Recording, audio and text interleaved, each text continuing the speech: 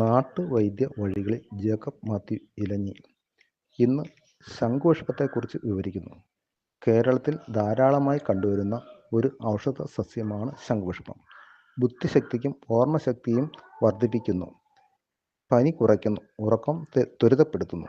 ശംഖിൻ്റെ ആകൃതിയിലുണ്ടാകുന്ന പൂക്കുള്ള ഈ ചെടി വെള്ള, നീല, താമര വർണ്ണങ്ങളിൽ കാണുന്നു. വെളുത്ത ശംഖുപുഷ്പത്തിൻ്റെ വേരിന് വിഷഹാര ശക്തി കൂടുതലുണ്ട്. നീല ശംഖുപുഷ്പം സമൂലം കഷായം വെച്ച് കഴിച്ചാൽ പ്രവാഹിക, ഉറക്കമില്ലായ്മ, ഉന്മാദം, മദ്യാധിക്യം കൊണ്ടുണ്ടാകുന്ന ലഹരി, ശ്വാസരോഗം എന്നിവ ശമിക്കുന്നു. ഇതിൻ്റെ വേരിന്മേൽ തൊലിയിൽ അന്നജം, ടാനിൻ, റെസിൻ എന്നിവ അടങ്ങിയിരിക്കുന്നു. ആയുർവേദ സിദ്ധമുറകളിൽ ശംഖുപുഷ്പം ധാരാളമായി ഉപയോഗിക്കുന്നു. ഹിന്ദിയിൽ ശംഖുപുഷ്പി, തമിഴിൽ കാക്കട്ടാൻ, ഇംഗ്ലീഷിൽ കൊഞ്ച് ഫ്ലവർ എന്നും പറയുന്നു.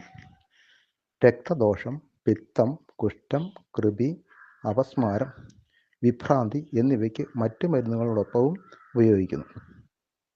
ഇതിൻ്റെ പൂക്കൾ കൊണ്ട് ചായ ഉണ്ടാക്കി കഴിച്ചാൽ ഡിപ്രഷൻ, ഫാറ്റ്, കാഴ്ചശക്തി എന്നിവയ്ക്ക് മാറ്റമുണ്ടാകും. ഇതിൽ ആൻറ്റി ഓക്സിഡൻറ്റ് അടങ്ങിയിരിക്കുന്നു.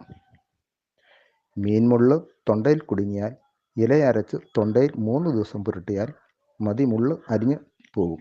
അനുഭവം: ഏത് ചികിത്സ ചെയ്യുമ്പോഴും അറിവുള്ളവരുടെ നിർദ്ദേശം സ്വീകരിക്കുമല്ലോ.